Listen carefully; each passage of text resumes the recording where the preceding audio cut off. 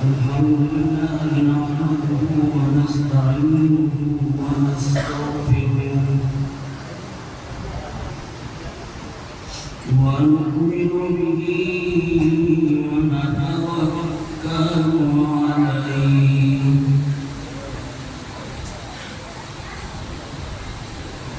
ونعوذ بالله من شرور أنفسنا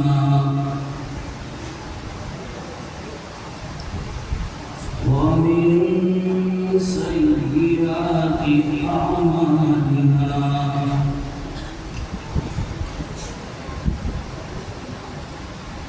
من يهده الله فلا مضل له ومن يضلله فلا هادي له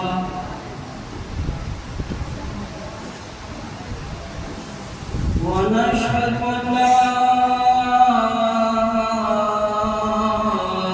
إله إلا الله وحده لا شريك له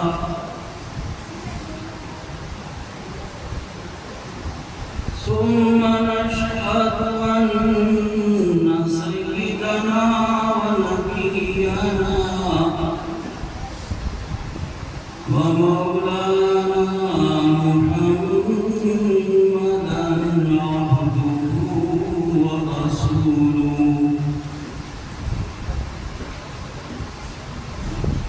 صلى الله عليه وعلى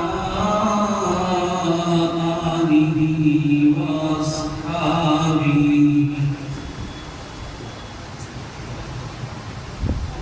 وسلم تسليما كثيرا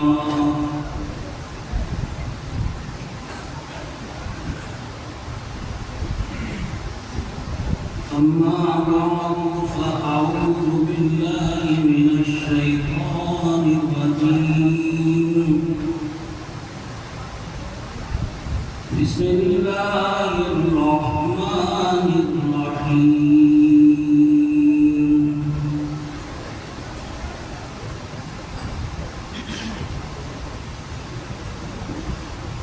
وما لأحد عنده من نعمة تجزى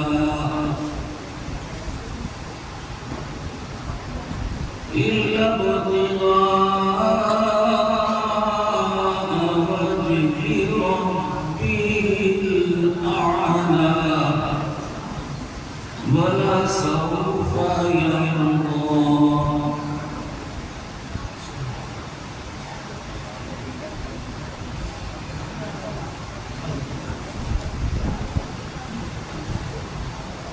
حضرات علماء کرام،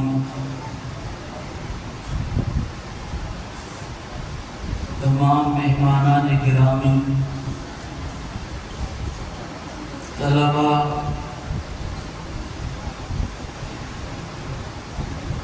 اور عرس مقدس میں آئے ہوئے زائرین گرامی،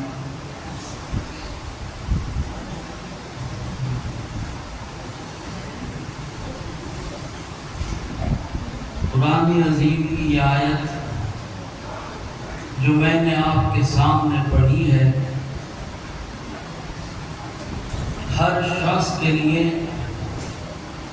یہاں پر غور کرنے کا مقام ہے۔ قرآن کی یہ وہ آیت ہے کہ جو پورے قرآن کو اپنے اندر سمیٹ سکتی ہے، پوری حدیث کو سمیٹ سکتی ہے، پوری شریعت کو، پوری طریقت کو، پورے اسلام کو اپنے اندر سما سکتی ہے۔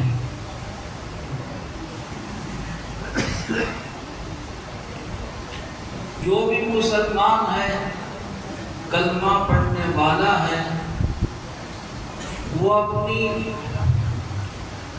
طاقت کے بقدر نیکی کرنے کی کوشش کرتا ہے، نمازیں بھی پڑھتا ہے، روزے بھی رکھتا ہے، موقع ملتا ہے تو قرآن کی تلاوت بھی کرتا ہے، لوگوں سے ملتا بھی ہے، لوگوں کے کام بھی کرتا ہے، معاشرے میں اور سماج میں رہ کر خدمتیں بھی انجام دیتا ہے، حج بھی کرتا ہے، عمرہ بھی کرتا ہے، تسبیح بھی پڑھتا ہے، استغفار بھی کرتا ہے، درود بھی پڑھتا ہے، لیکن جب اس کی نظر اس پر جاتی ہے کہ اللہ کے نزدیک صرف اس نیکی کا بدلہ ملے گا جو اس نے اللہ کے لیے کی ہے، جس میں اس کی نیت کی خرابی شامل نہیں ہے، تو لرزہ آتا ہے۔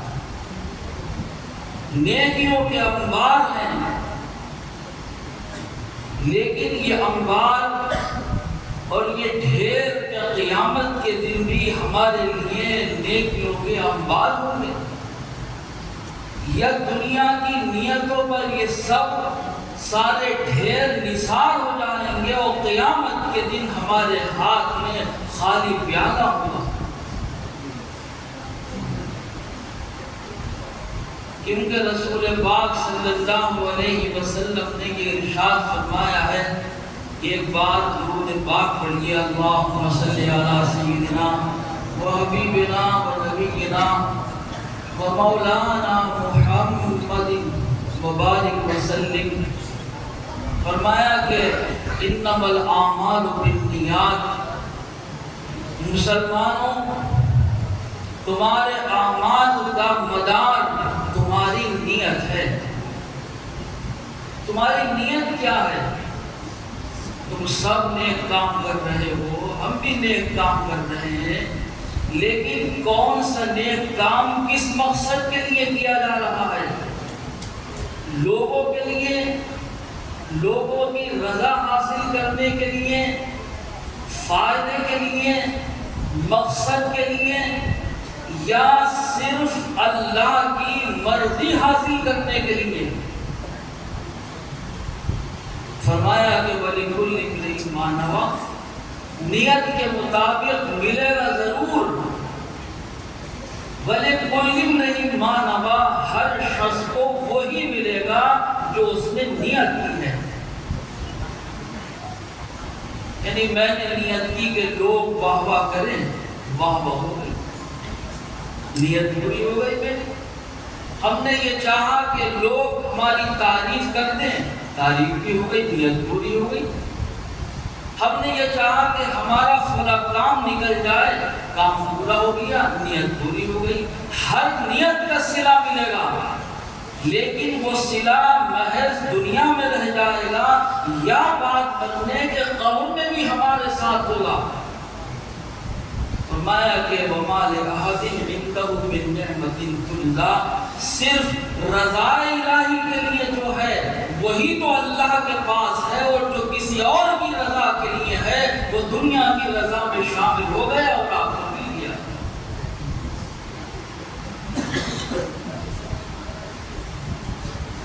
سچی بات تو یہ ہے کہ میں بھی بہت سی چیزوں سے بچتا ہوں۔ لوگ کچھ بھی کہیں، بھائی یہ بچتے بہت ہیں، ادھر کو چلے گئے، ادھر کو چلے گئے، کنارہ کر لیا۔ انسان کی نیت اس کے دل کے اندر ہے چھپی ہوئی، اور وہ بال سے بھی زیادہ باریک ہے، قسمت بدل جائے یہ کوئی نہیں بتا سکتا۔ آدمی چلا نیک کام کے لیے ہے، لیکن راستہ میں نیت بدل گئی، کام بدل گئے، کہیں جا رہا ہے اور کہیں پہنچ گیا۔ فارسی کی کتاب میں ایک واقعہ لکھا ہوا ہے کہ ایک درویش پارسا کی بادشاہ کی یہاں ایک دعوت ہوئی، چنانچہ وہ بادشاہ کے دربار میں پہنچے۔ اس کے بعد وہاں جو کچھ بھی ہوا، پھر جب گھر واپس لوٹے تو انہوں نے اپنے بیٹے سے یہ کہا کہ بیٹے ذرا کھانا لگا دینا۔ تو بیٹا بھی ذرا جلی تھا، ورنہ باپ سے یہ کون پوچھے گا اس کی نیت کے بارے میں۔ تو اس نے کہا کہ ابا آج تو بادشاہ کی دعوت تھی، آپ نے وہاں کھانا نہیں کھایا، کھانے کی گھر میں کیا آپ کو ضرورت پیش آ گئی؟ آپ تو دعوت میں سے آ رہے ہیں، یا 2 بار کھانا کھائیں گے؟ کہ نہیں بھائی، بات یہ ہے کہ آج وہاں پر عبادت زیادہ کی طرف کو کھانا نہیں کھائیں، کم کھائیں۔ تو بیٹے نے پوچھا کہ ایسا کیوں؟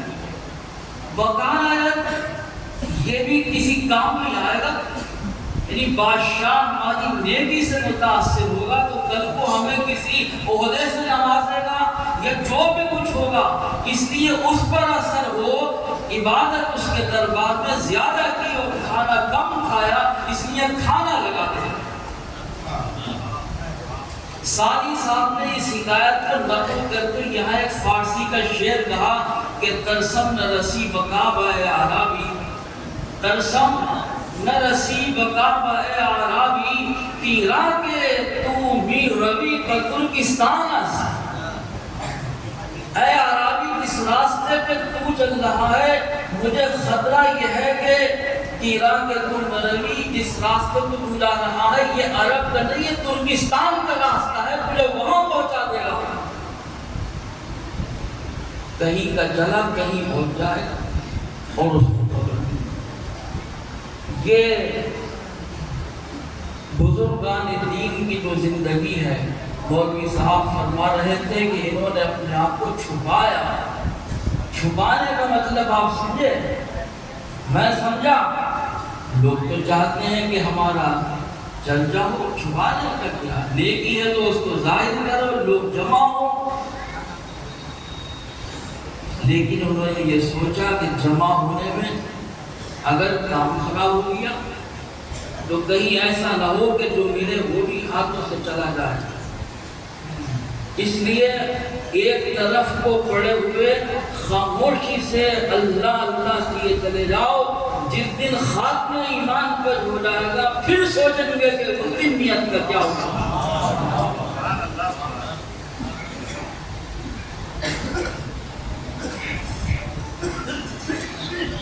ہمارے پیر و مرشد نے یہ واقعہ سنایا کہ شاید مولوی صاحب کو ان کو سنایا ہوگا، بہرحال میں نے پڑھا نہیں، سنا ضرور ہے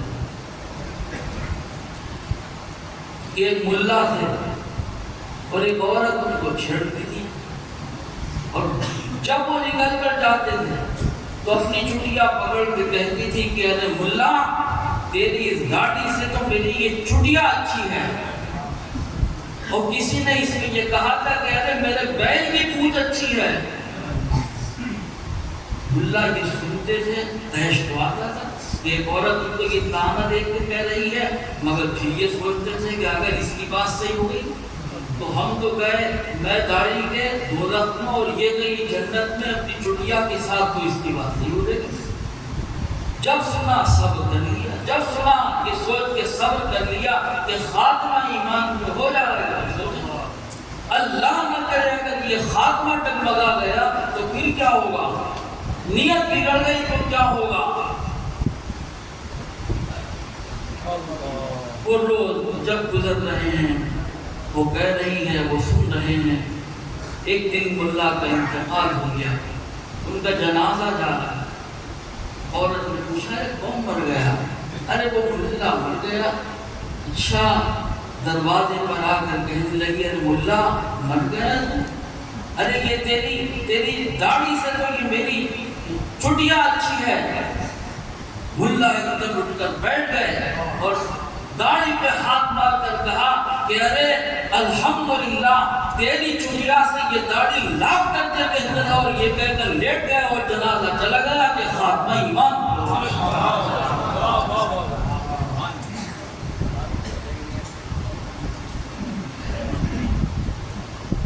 اللہ تعالی ہماری نیتوں کو درست فرمائے۔ یہ کام ہے تو بہت مشکل کہ انسان دنیا میں رہ کر دنیا کی رضا نہ مانگے، اس کی رضا مانگے جس کو اس نے دیکھا ہی نہیں، خدا کی رضا خدا کو دیکھا ہی نہیں، کوئی اس کا تصور ایسا کوئی بتاتا نہیں کہ خدا کو ہم نے دیکھا ہے۔ مجھ سے ایک دن مولوی صاحب نے پوچھا، اور وہ کیوں پوچھتے؟ وہ تو بڑے دانا زیرک ایک ایک حرف کے عالم تھے۔ پوچھنے کا منشا میں سمجھ گیا کہ کیا بات کہنا چاہتے ہیں، کہ ہم نے بھی کچھ سمجھا یا نہیں سمجھا، ایسی چل رہے ہیں ہم بے تم بے، پڑھ رہے ہو کچھ سمجھ رہے ہو۔ مولوی صاحب نے پوچھا، مولانا مولوی ریاض الدین احمد خان صاحب نے، جن کی نظر کی باریکی کا عالم یہ تھا کہ سوئی وہاں نہ پہنچے جہاں مولوی صاحب کی نظر پہنچ جائے، اتنی باریک نظر تھی ان کی علم کے اندر کہ جو باتیں بڑی بڑی کتابوں میں آپ کو نہیں ملیں گی، وہ جواب مولوی صاحب اپنی زبان سے دے دیا کرتے۔ ایک دن فرمایا کہ بھائی ذرا یہ بتانا کہ اس حدیث کا کیا مطلب ہے کہ حضرت نبی پاک صلی اللہ علیہ وسلم نے ارشاد فرمایا کہ لا ينبغي لمؤمن ان يقول انا خیر من یونس ابن متى۔ آپ کی حدیث پاک ہے کہ کوئی بھی مسلمان مجھے یونس بن متى سے بہتر نہ کہے۔ یہ کون فرما رہا ہے؟ حضور پاک صلی اللہ علیہ وسلم، جن کو ساری کائنات نبیوں سے سب سے افضل کہتی ہے، ان کا بیان یہ ہے کہ مجھے جو یونس سے بہتر کہے گا وہ جھوٹا ہے۔ یہ بھی الفاظ ہیں حدیث میں، فقط کذبا۔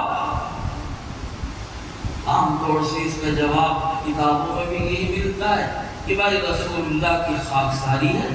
یہی تو ہر عالم ہر محدث یہی جواب دیتا ہے کہ بھائی رسول اللہ نے عذرائے خاکساری فرما دیا ہے، یعنی حقیقت نہیں ہے یہ۔ مولوی صاحب نے فرمایا کہ بھائی اس حدیث کا کیا مطلب ہے؟ یہ تو بہت مضبوط الفاظ ہیں، بہت اہم۔ جس نے مجھے یہ کہا کہ میں یونس سے بہتر ہوں وہ جھوٹا ہے، یعنی ان کو بہتر نہ کہو۔ تو جو لوگ رسول اللہ کو سب نبیوں سے افضل کہتے ہیں، اگر کوئی یونس سے بھی افضل کہتے ہیں تو وہ جھوٹے ہیں۔ عجیب بات، خاموش ہو گیا۔ میں نے بھی غور کیا، میں نے جواب نہیں دیا جب سمجھ میں بات نہیں آئی۔ جو میں سمجھ رہا تھا وہ مولوی صاحب کی سمجھ میں نہیں تھا، وہ جانتے تھے یہ بات، ان کو جواب دینا آسان نہیں تھا۔ ان کے وہ جو سوال کر رہے تھے وہ جواب کے لیے نہیں کر رہے تھے، ان کے ذہن میں پہلے سے اس کا جواب ہوتا تھا، مگر ہمارے ذہنوں کی رسائی کے لیے پوچھتے تھے کہ یہ کچھ کر بھی رہے ہیں، کچھ سمجھ بھی رہے ہیں، یا قال رسول اللہ صلی اللہ علیہ وسلم پڑھے ہی چلے جا رہے ہیں۔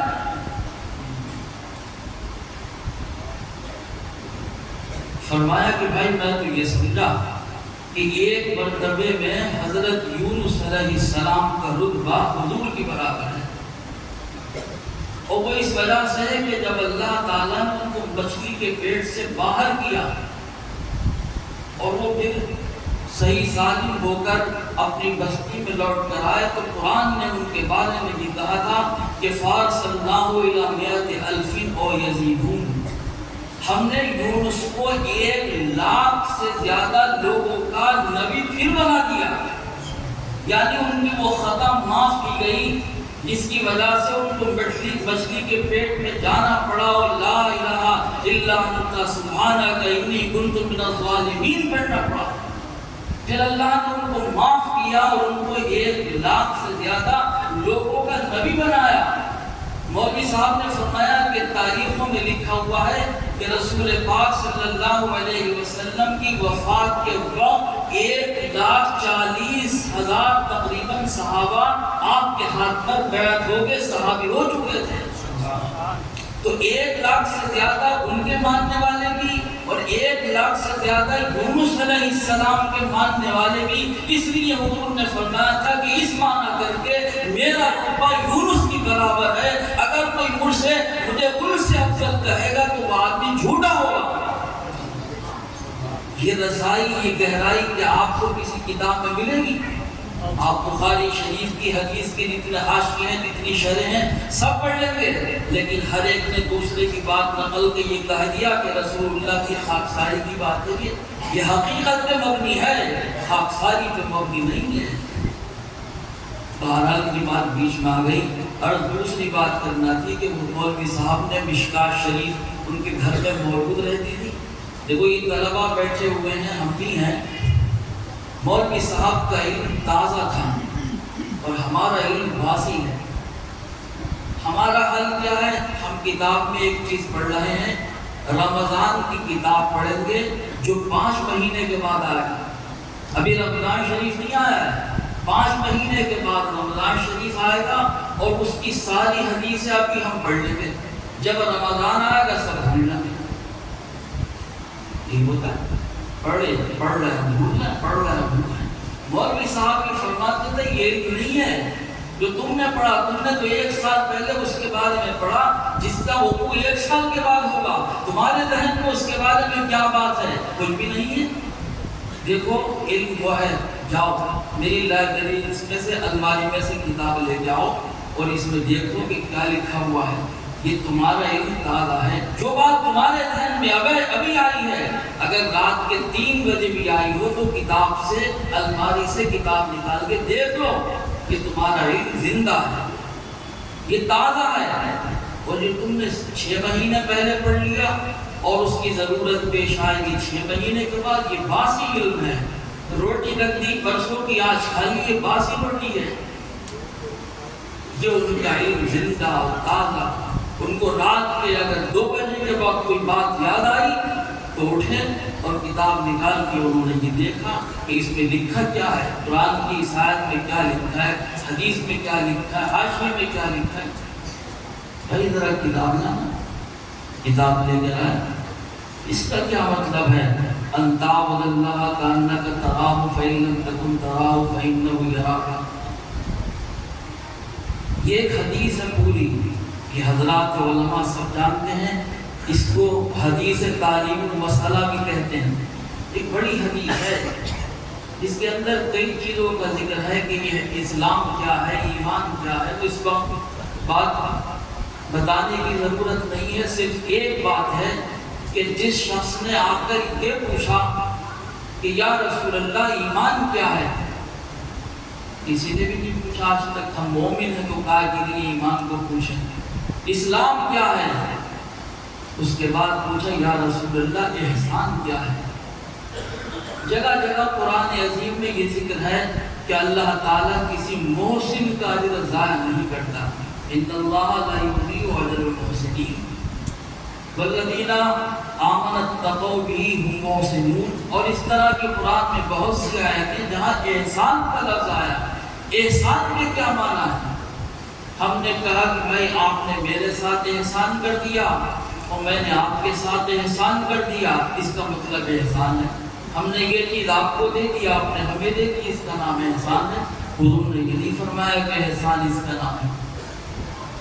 بھائی تم نے مجھے کوئی چیز دے دی، اس کو احسان کہیں گے لوٹ کے میں نے آپ کو دے دی، یہ احسان ہو گیا. هل جزاء الاحسان الا الاحسان. احسان کا بدلہ احسان. آپ نے فرمایا کہ ان تعبد اللہ کانک تراہ فإن لم تکن تراہ فإنہ یراک. احسان کا مطلب یہ ہے کہ جب تم اللہ کی عبادت کرو تو تم یہ تصور کرو کہ گویا تم اس کو دیکھ رہے ہو، گویا تم اس کو دیکھ رہے ہو.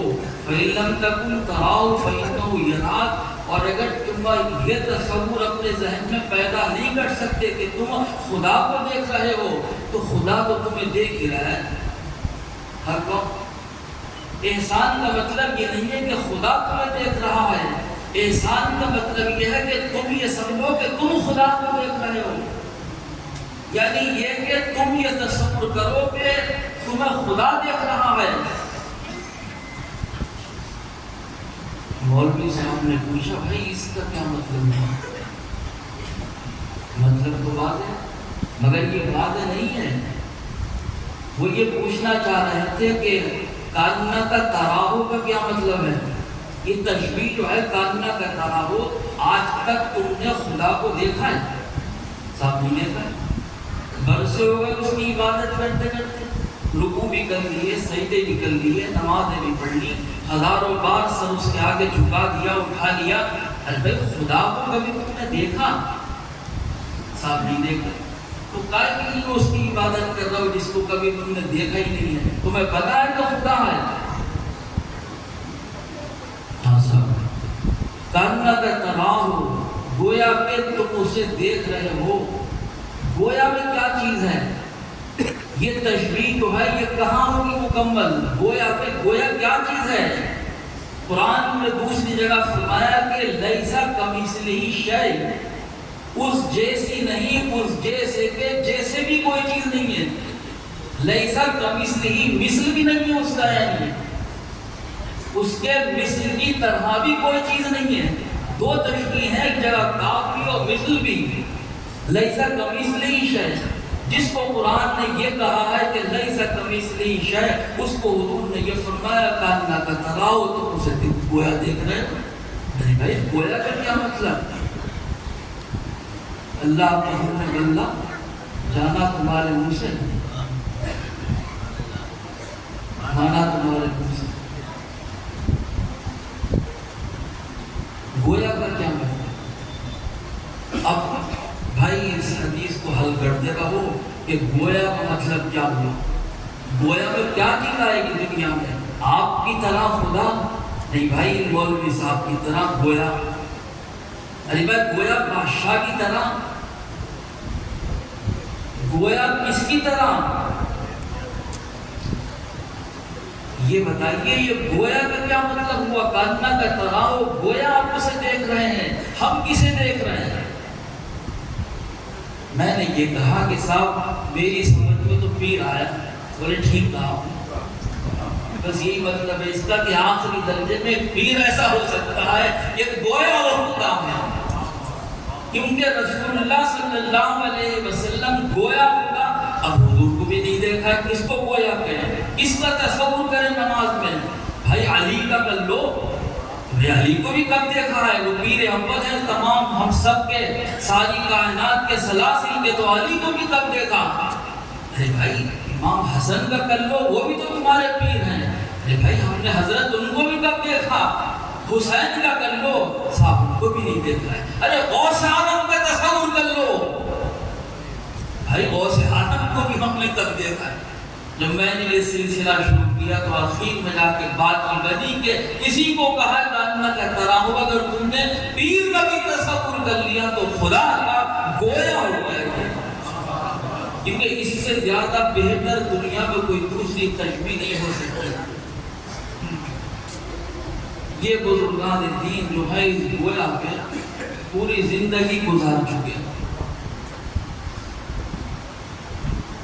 وہ میرے سامنے ہوتے، میں کیا کہوں، میں سجدے میں پڑا ہوتا یا میں قدموں میں پڑا ہوتا، کیا کہوں آپ جانتے ہو۔ میرے سامنے ہوتے، میں قدموں میں پڑا ہوتا، میں سجدے میں پڑا ہوتا، وہ کہتے مانگ مجھ سے، میں انہی کو مانگتا ہوتا۔ حضرت آپ کو مانگنا آیا ہوں،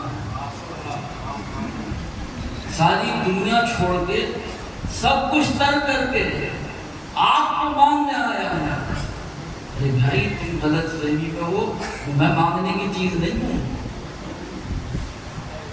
جن لوگوں نے یہ کہا کہ ہم اللہ کو اپنی آنکھوں سے دیکھنا چاہتے ہیں، جب اس کو خدا مانیں گے، کیونکہ ہم خدا کو پانا چاہے تو کیسے پائیں؟ اللہ تعالیٰ نے قرآن میں فرما دیا، ارے بھائی جس خدا کو تم تلاش کرنا چاہتے ہو وہ خدا تلاش کرنے کی چیز نہیں ہے۔ کس چیز کو تلاش کرنا چاہتے ہو؟ تمہاری آنکھیں جس چیز کو دیکھنا چاہتی ہیں وہ خدا ہے گا؟ لا تدرکہ الابصار، نگاہیں اسے اس کا ادراک کر نہیں سکتی، وہ یدرک الابصار، لیکن وہ تمہاری نگاہوں کا ادراک کر لیتا ہے کہ یہ نشانہ کہاں گیا ہے، یہ جو نشانہ یہ کہاں گیا، یوں کرتے جو گیا، یہ اس نے دیکھا کہ انہوں نے یوں کیا تو یہ کہاں گیا، لیکن ہم نے نہیں دیکھا کہ خدا کا اشارہ کدھر گیا۔ دیوانے کی نظر کو جہاں دیکھ رہا ہے، دیوانے کی نظر کو جہاں دیکھ رہا ہے، اور دیوانہ خدا جانے کہاں دیکھ رہا ہے۔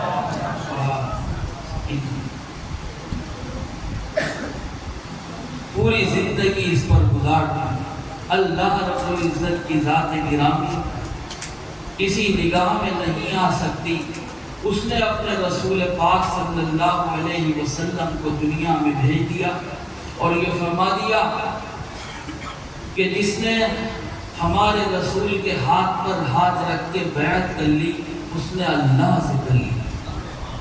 بس اتنی رسائی بھی انسان کے لیے خدا کے دربار میں بہت ہے کہ اس نے خدا کو نہ پا کے اس کے رسول کو پا لیا۔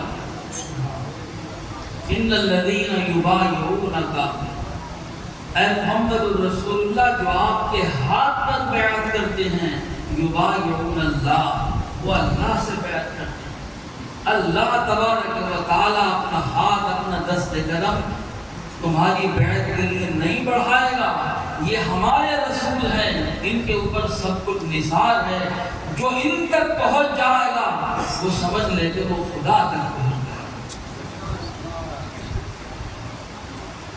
گیا۔ رسول پاک صلی اللہ علیہ وسلم کی مرضی صحابہ نے ہمیشہ تلاش کی کہ آپ کبھی ناراض نہ ہوں، اگر آپ ناراض ہو گئے تو ہمارا خدا ہم سے ناراض ہو رہا ہے۔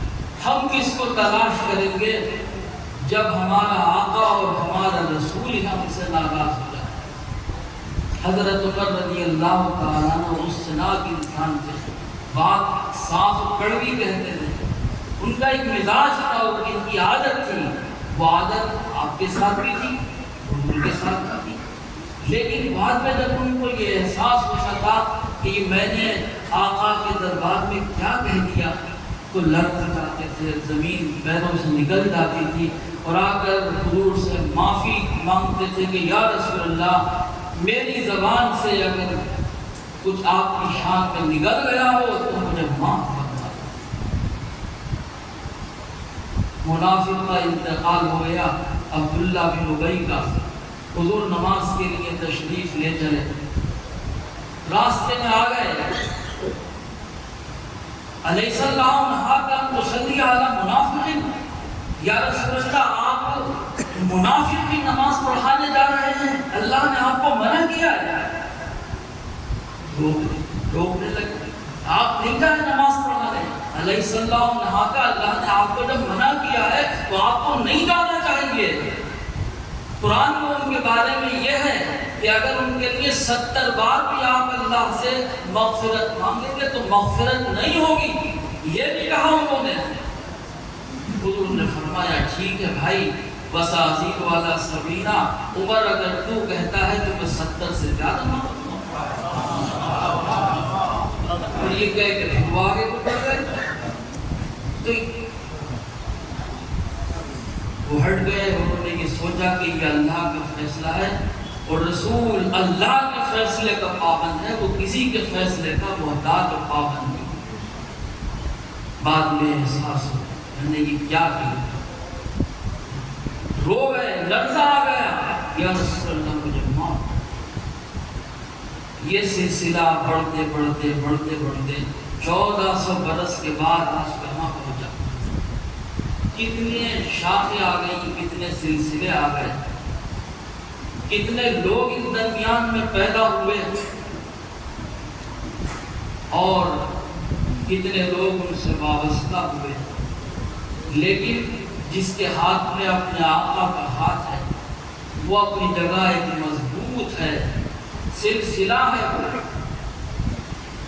اور وہ سلسلہ انشاءاللہ ایک نہ ایک دن اللہ کے دربار تک ضرور پہنچے گا۔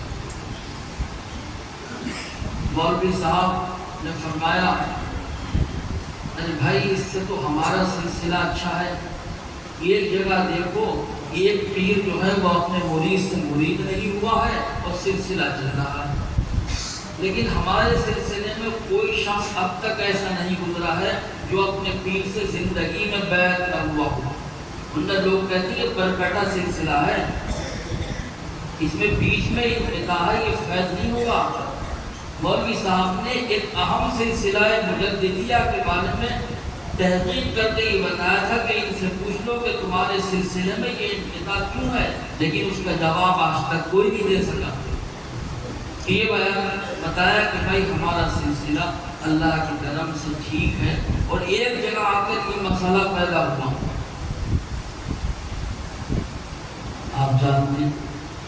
تو حضرت خطیب اعظم نے یہ فرمایا کہ میں مکھن میاں کا مراقبہ بھی جانتا ہوں اور ان کے خواب بھی جانتا ہوں، اور اس پر مجھے یقین بھی ہے یہ مجھ سے بڑے ہیں، ان کے اوپر نظر ہے۔ لیکن اگر یہ کہ کہیں گے کہ مولانا وزیر محمد خان صاحب نے آپ کو خلافت دے دی ہے تو یہ میرا دل تسلیم نہیں کرتا۔ جب اتنا بڑا سلسلہ حضور پاک تک کہیں واقعہ کو ایسا نہیں ہوا تو میں اس سلسلے میں یہ بات کر کے اس کو کیوں خراب کروں۔ مکھن میاں نے ممتاز حسین صاحب نے فرمایا بھائی میں کہہ رہا ہوں مولوی صاحب وہ تم نہیں ماننا چاہتے۔ تو مولوی صاحب نے عرض کیا کہ میاں ہرگز یہ مطلب نہیں ہے کہ میں آپ کی باتوں پہ یقین نہیں کرتا ہوں، مجھے یقین ہے، لیکن لوگ کہیں گے کہ صاحب مراقبے میں خلافت دے دی تھی، کل وہ لوگ کہیں گے کہ ہم فلاں مزار سے بیعت ہو گئے تھے، کوئی کہے گا کہ صاحب جو انہوں نے ان کی تربت پہ بیٹھ گیا تھا انہوں نے مجھے خلافت دے دی۔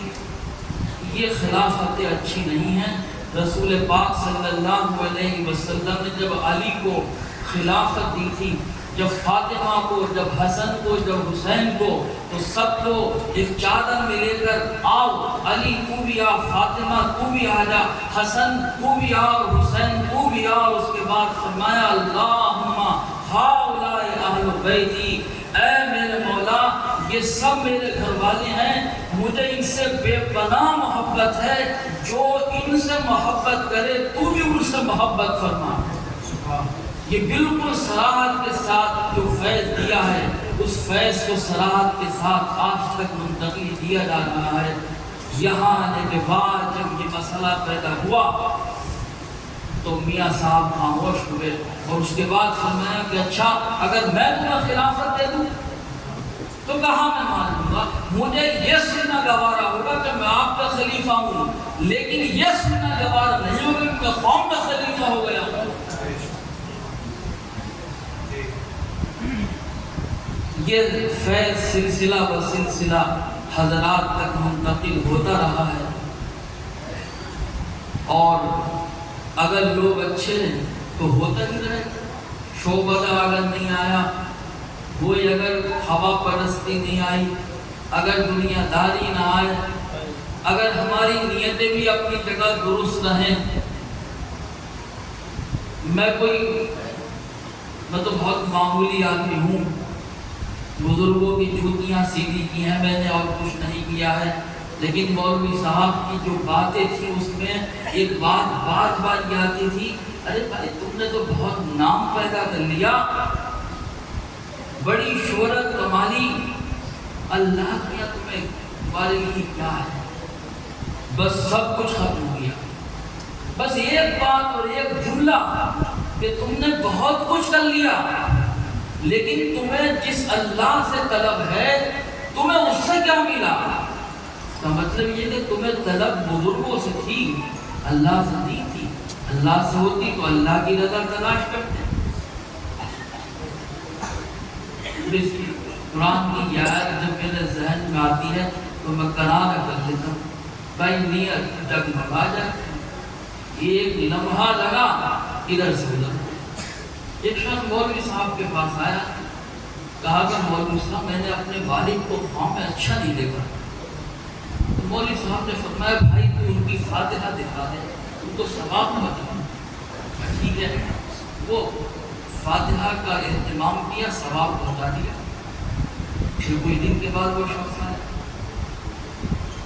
اور اس نے کہا کہ مولوی صاحب میں نے اپنے والد کی فاتحہ دے دی، ان کو ثواب پہنچا دیا، لیکن پھر مجھے قوم میں ویسی نہیں کہ فرمایا اور پہنچا دینا۔ وہ بھی فاتحہ دے کے ثواب پہنچا دی، بات ختم ہو گئی۔ کوئی دن کے بعد پھر وہ شخص آیا، کہا مولوی صاحب میں نے پھر اپنے والد کو ویسی دیکھا، تو کہا کہ پھر اور فاتحہ دے دیں، اس کا اور فاتحہ دلا دی، ثواب پہنچا دی۔ پھر تیسری بار آیا تو مولوی صاحب نے فرمایا ارے بھائی جو تو نے فاتحہ دی ہے وہ تیری نظر ہو گئی، باپ کو ثواب نہیں پہنچا، پوری تیری نیت اس وقت بگڑ گئی فاتحہ میں، بس وہ تیری نظر ہو گئی، وہ باپ کو نظر نہیں۔ تو بھائی مولوی صاحب پھر میں کیا کروں، یہ دل تو ایسی ہے، ایک منٹ میں ڈگمگا جاتا ہے، گوشت کا دل ہے، کہیں کا کہیں چلا جاتا ہے، میں کیا کروں؟ کچھ لوگ کہتے ہیں کہ بھائی ہماری نیت نہیں بگڑتی ہے، میں نے کہا تم بہت اچھے لوگ ہو، اگر تمہاری نیت صحیح ہے تو تم سے اچھا دنیا میں کوئی نہیں ہے۔ سب سے بڑی بات تمہارے قبضے میں ہے کہ تمہاری نیت صحیح ہے، مگر دنیا میں سب ایک سے کرا۔ فرمایا کہ بھائی تو پھر ثواب پہنچا، مگر اب کسی کو تو ثواب پہنچائے تو خود پہنچانا، کسی کو شریک مت کرنا، کسی کو شامل مت کرنا، کسی کو خبر نہ ہو۔ مولوی صاحب سمجھ گئے تھے کہ اس کی نیت کی وجہ سے ان کو ثواب نہیں پہنچا، صاحب جب اس نے ثواب پہنچا دیا تو پھر اچھی حالت میں دیکھا، مولوی صاحب نے فرمایا الحمدللہ کہ اللہ نے تیری نیت سنبھال دی، ثواب تو ضرور پہنچا مگر تیری طرف کو منتقل ہو گیا ثواب۔ بخاری شریف کی پہلی حدیث ہے انما الاعمال بالنیات۔ حضرت امام بخاری نے، سب علماء محدثین نے یہ فرمایا ہے، اسی لیے لکھی ہے کہ سب سے افضل ترین عمل ہے، مگر یہ اگر ڈگمگا جائے تو پھر زندگی میں مشکل بہت ہے۔ بہت کچھ ملے گا، بہت کچھ ملے گا، لیکن جو چیز ملنے کی ہے، جس کی طلب ہے، شاید وہ حاصل نہیں ہوگی۔ اللہ تعالیٰ ہماری نیتوں کو درست فرمائے۔ ابھی مولوی اعتصام اللہ خان صاحب کہہ رہے تھے کہ بھائی حضرت نے مرید کی تھی 10 مرید، پوری زندگی میں حضرت شاہ علی صاحب کے 10 مرید اور وہ اپنے پیر کی 1 مرید، پوری زندگی میں 1 مرید۔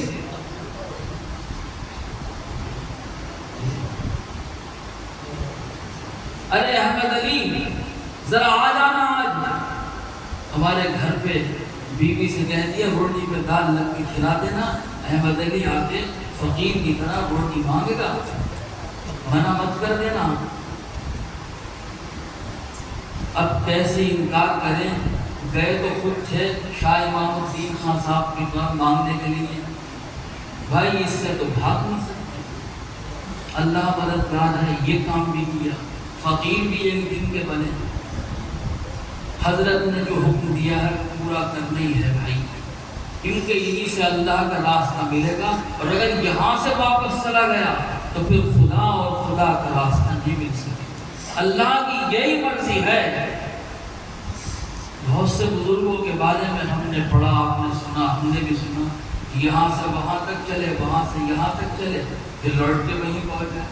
مولوی برات اللہ خان صاحب نے سنایا، ایک بار سنبل کی طرف سے گزر ہوا تو ان کا تو ذہن پوری ایک تصوف کی کتاب تھا۔ مولوی صاحب فرماتے تھے برات اللہ خان تم ہمارے مدرسے کے سب سے بڑے پیر ہو، تمہیں جتنی باتیں یاد ہیں وہ کسی بھی بڑے سے بڑے پیر کو بھی یہاں پر یاد نہیں۔ ایک دم ان کو یہ بات یاد آ گئی کہ یہاں پر ایک بزرگ ہیں حضرت تاج الدین سمری رحمت اللہ علیہ، بہت بڑے بزرگ ہیں، مزار پہ جانے کا اتفاق نہیں ہوا، راستے سے گزرے تو انہوں نے یہ بات سنائی کہ امکن سے خراسان سے ایک بزرگ چل کر آئے حضرت کی خدمت میں، وہاں کسی بزرگ کے پاس جب پہنچے تو کچھ دن کے بعد قیام کے بعد انہوں نے یہ کہا کہ ارے بھائی جاؤ، تمہارا حصہ یہاں پہ نہیں ہے، تم وہاں جاؤ ہندوستان میں سنبھل، ڈھونڈتے بھاگتے دھکے کھاتے مہینوں کا سفر طے کر کے یہاں پہنچے۔ زمانے میں جب یہاں آئے اور کہا کہ حضرت میں وہاں سے آیا ہوں، مجھے انہوں نے بھیجا ہے، اچھا بھائی ٹھہرو، ٹھہرا دیا۔ کچھ دن کے بعد فرمایا کہ کس کام سے آیا؟ صاحب مجھے فلاں بزرگ نے بھیجا ہے اور یہ کام ہے کہ میں اللہ کی رضا اور اس کی طلب رکھتا ہوں۔ اچھا تمہارا حصہ وہی ہے، تم یہاں کیوں آ گئے؟ تو انہوں نے کہا کہ اچھا میں جب ان کے پاس گیا تو انہوں نے مجھے آپ کے پاس بھیج دیا، اب جب آپ کے پاس آیا ہوں تو آپ میرا دل توڑ کے یہ کہہ رہے ہیں کہ تم وہیں واپس جاؤ، تمہارا حصہ وہی تھا، تو انہوں نے مجھے یہاں کی بھیجا تھا جب میرا حصہ وہاں تھا۔ تو یہ بھی کوئی بات ہے کہ بزرگ بھی یہ کرتے ہیں کہ وہاں سے یہاں بھیج دیا، یہاں سے وہاں بھیج دیا، ڈھک کے کھلا رہے ہیں، اگر تمہارا کام نہیں ہے تو منع کر دو، مرتا کیا نکل پھر واپس چلو۔ پھر ان کے پاس پہنچے، صاحب میری سمجھ میں یہ نہیں آیا کہ انہوں نے مجھے آپ کے پاس بھیج دیا اور آپ نے مجھے وہاں بھیجا۔ کہا ٹھیک ہے اب تم آ گئے، کامل ہو گئے، اسی لیے بھیجا تھا۔ ڈھک کے کھا لیتے، دیکھو ڈگمگا گیا تو بیچ میں سے راستے سے غائب ہو جائے گا، اور لوٹ کے آ گیا تو پھر یہی کامل ہوگا، اس کو ہماری طرف رہے گا۔ اگر اس کے دل میں سچی طلب ہوگی تو یہ لوٹ کے پھر آئے گا، ہزاروں میل کا سفر کر کے، اور یہ ایسی ہے تو راستے سے ادھر ادھر ہو جائے گا، ہمیں ایسوں کی ویسی بھی ضرورت ہے۔ یہ دھوپ بجانے کے کام، مضبوطی، یہ کوئی ایک دن کا کام نہیں ہے، یہ کوئی ایک مہینے کا کام نہیں ہے، برسوں برسوں جوتیاں رگڑتے رہو، برسوں رضا ڈھونڈتے رہو، کڑوی بری بھلی تل سب سنتے رہو، تب جا کے کسی قابل ہوگا۔ میں جب گیا تو حجرے میں جا کے بیٹھ گیا، بھائی دیکھو کھندن خان صاحب نے مسجد تعمیر کی ہے اور ان کو وہاں ایک امام کی ضرورت ہے، 1500 روپے ملے گے۔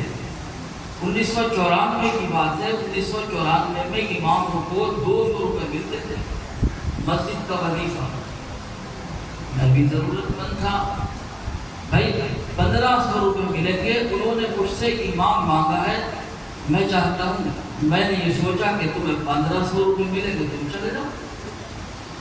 میں نے کہا ٹھیک ہے، اگر یہ آپ کا حکم ہے میں بھی چلا جاتا ہوں، لیکن اگر آپ کا حکم نہیں ہے تو میں یہ ہے کہ برابر میں مسجد میں امام ہوں، آ کے آپ کے پاس بیٹھ جاتا ہوں، صحبت مل جاتی، یہ بھی جائے گی، میں تو صبح کا گیا شام کو لوٹ جاؤں گا۔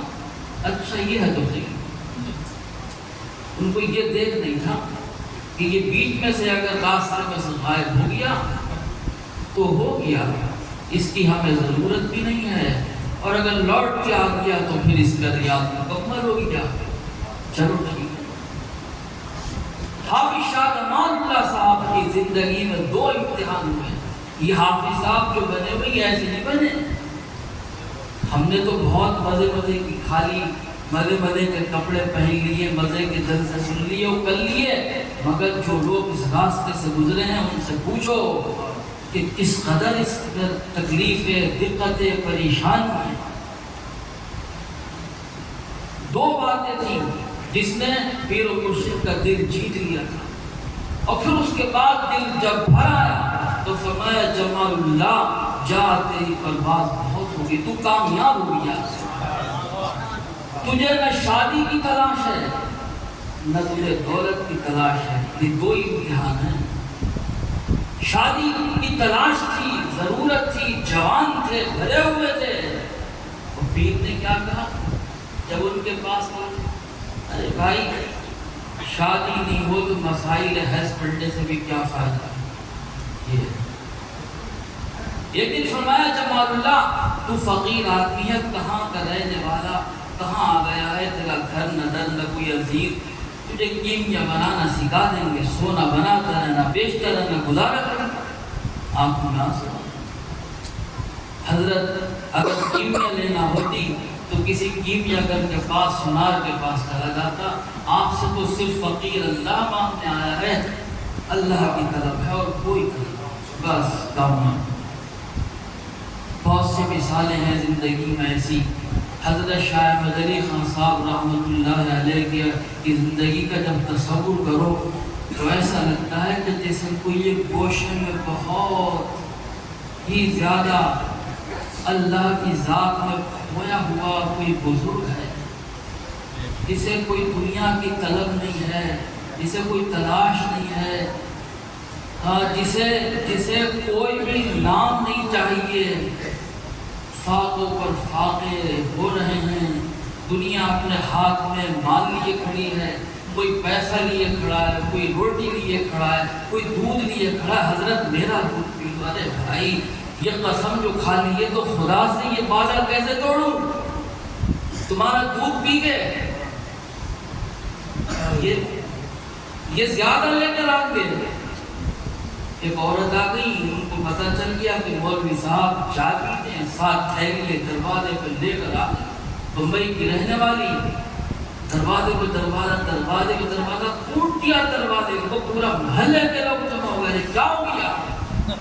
مولوی صاحب سمجھ گئے کہ بمبئی کا مال مجھے کھلا کے اور یہ کہاں پہنچائیں گی، اللہ کے واسطے مجھے معاف کر دو، مجھے دودھ کی ضرورت نہیں، مجھے تمہاری ضرورت ہے۔ یہ کسی نے کوئی سمجھنے کو تیار نہیں ہوتا یہاں پہ۔ ارے ضرورت ہمیں مال کی ہوتی تو اللہ کے بندوں مال ہی کماتے، یہ گوشت میں کس لیے بیٹھتے؟ ضرورت یہاں تمہارے دل کی ہے، یہاں مال کی کم ہے، مگر یہ دل برابر اس سے بچائے گا اور مال پیش کرے گا کہ یہ میرے لیے دعا کرتے میرا کام ہو جائے گا۔ ارے ہمیں تیرے کام سے مطلب نہیں، یہ مطلب تیرے دل سے ہے۔ تو اللہ کا بندہ اگر گمراہ ہو گیا تو دوزخ میں جائے گا، اور اگر ہدایت پہ آ گیا تو اللہ کے قریب پہنچ جائے گا۔ ہم اسی لیے دنیا میں جی رہے ہیں، یہ سمجھو۔ جس دن حضرت کا چلہ توڑا تھا، حضرت شاہ محمود الدین صاحب نے اس دن ان کے دل پہ جو گزری تھی یہ وہی جانتے تھے، مگر پیر و مرشد کے بیٹے کا معاملہ تھا، خاموش ہو گئے ادب میں، مگر چلہ ٹوٹ گیا تھا۔ وہ کس مقصد سے کر رہے تھے یہ وہی جان سکتے تھے۔ جب 14 تاریخ تھی تو حضرت شاہ درگاہی محبوب الہی نے اس دن دیکھا تھا چاند، تو آسمان پہ پورا چاند تھا، 14ویں کا چاند ہے وہ۔ حضور پاک صلی اللہ علیہ وسلم نے یہ فرمایا ایک حدیث میں کہ اگر تمہیں قیامت کے دن خدا کا دیدار کرنا ہے، یہ چاند دیکھ رہے ہو، یہ اسی طریقے کا واقعہ ہے کہ آپ بیٹھے ہوئے ہیں، صحابہ آپ کے ارد گرد ہیں، آسمان پہ 14ویں کا پورا چاند ہے شباب پر، تو آپ نے فرمایا تم یہ چاند دیکھ رہے ہو؟ یا رسول اللہ دیکھ رہے ہیں۔ فرمایا آج 14ویں کا چاند ہے، اس کو کہیں سے بھی تم دیکھ لو گے، آسانی سے دیکھ سکتے ہو۔ قیامت کے دن انشاءاللہ تم خدا کو ایسے ہی دیکھو گے جیسے 14ویں کا چاند دیکھ رہے ہو۔ لوگ بہت خوش ہو گئے، مگر ایک بات ہے، اس 14ویں کے چاند کے دیکھنے کے لیے ایک شرط بھی ہے۔ کیا شرط ہے یا رسول اللہ؟ شرط یہ ہے کہ طلوع آفتاب سے پہلے اور غروب آفتاب سے پہلے جو نماز ہے وہ کبھی قضا نہیں ہو۔ جب دیکھو گے خدا کو، حضرت شاہ درگاہی محبوب الہی نے دعا کی کہ پروردگار 14ویں کا چاند ہے، مجھے 14 تاریخ کو اپنا دیدار ایسا کرا دے کہ میں اس دیدار میں مر جاؤں۔ ایک ایسا آج دیدار ہو جائے تیرا کہ اے مولا اس دیدار میں میری جان نکل جائے، میں مر جاؤں تاکہ میں قیامت تک کے لیے تیرے دربار میں مقبول ہو جاؤں۔ 14 کو بھی سال ہوئی۔ خدا برتر جل شانہ و عما نوالہ میری نیتوں کو بھی درست فرمایا، آپ کی نیتوں کو بھی درست فرمایا، اور حضرت شاہ احمد علی صاحب کے دربار میں کوئی ہم سے غلطی ہوئی ہو، وہ بہت ادب پسند بزرگ ہیں، اس کو خود وہ معاف فرمائیں اور ہمیں اپنی رحمتوں سے اپنی عنایتوں سے سرفراز فرمائیں۔ آمین۔ وآخر دعوانا